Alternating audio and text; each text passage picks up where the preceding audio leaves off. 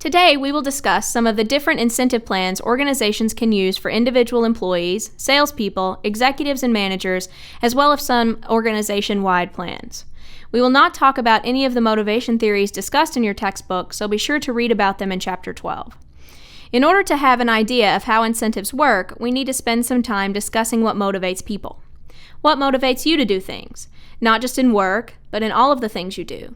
Is it money or flexibility in your schedule? Everyone is different, and it is important to note that no single motivation technique will work for every employee. Incentives are financial rewards above and beyond regular salary. Frederick Taylor popularized the theory of scientific management and the use of financial incentives in the late 1800s. He believed employees engaged in something known as systematic soldiering, the tendency of employees to work at the slowest pace possible and to produce at the minimum acceptable level. He believed by providing financial incentives, you could motivate people to work harder. What he did not take into account, and which we now know, is the law of individual differences, which says people differ in personality, abilities, values, and needs. Thus, people react to different incentives in different ways. Managers should be aware of employee needs and fine-tune the incentives offered to meet their needs. They should also keep in mind that money is not the only motivator. Here are the results of a research study that shows the breakdown of the type of incentives most preferred by employees. As you can see, a large majority of employees enjoy travel and would love to have their employer fund a vacation for them. However, not all organizations can afford to do something of this magnitude, especially small businesses. There are many different types of incentive plans, and we will briefly discuss each one, beginning with individual incentives. There are two main types of individual incentive plans: piecework plans and merit pay. The first individual incentive, piecework, is paying the worker a sum, or piece rate, for each unit he or she produces. There are several pros and cons of piecework. One example of an advantage is that the plan is easily understood. However, there can be problems with the quality of the product produced if the incentive is based only on the number of units created. The other individual incentive, merit pay, is a permanent cumulative salary increase the firm awards to an individual employee.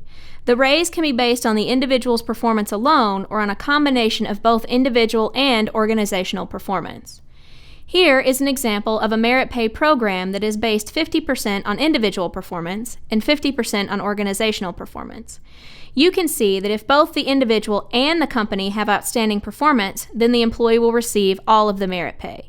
And if the employee's performance is good, but the company's performance is only marginal, then 50% of the total raise is granted. When considering incentives for professional employees, the options become more diverse. Things such as bonuses, better pension plans, etc. can be used. Organizations can also use recognition-based rewards. Studies show that recognition has a positive impact on performance, either alone or in conjunction with financial rewards. Combining financial rewards with non-financial ones produced performance improvements almost twice that of using each reward alone. Also, many organizations are using what is known as online reward programs to customize their incentive plans. Online reward programs are internet sites that have a much broader range of products than most employers could offer. Employees build up points and then can pick and choose what reward is most important to them.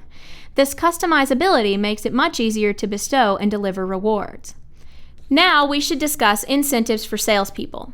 Organizations that employ salespeople have to use different types of incentives. They can use a straight salary plan, which makes it simple to switch territories or reassign individuals. However, it can constrict sales and demotivate high performers because there is no reward for selling more. Another option is the commission plan. This plan pays salespeople for results and only for results. Thus, they tend to attract high-performing salespeople who see that effort clearly leads to rewards. But it may cause them to neglect non-selling duties like servicing small accounts or cultivating dedicated customers. One last option is the combination plan. Most companies pay salespeople a combination of salary and commissions. Combination plans give salespeople a floor to their earnings and still provide an incentive for superior performance. We also need to discuss incentives for teams. For most team incentive plans, a production standard must be set for a specific work group. The members are paid incentives if the group exceeds the production standard. What is most important to remember about team incentives is that you want the individuals to work as a team. Therefore, they must be rewarded as a team. If you put people into teams but reward individual performance, then the team will never really work because each person will be concerned about their own performance and not necessarily the performance of the group. Businesses must tie rewards to goals based on an overall standard of group performance. While individual and team incentives are important, organizations can also create company-wide incentive plans. One option is the profit-sharing plan. Profit sharing involves employees receiving a share of the company's annual profits. In other words, the company takes a designated portion of the profits and divides it among its employees. Another option is the employee stock ownership plan.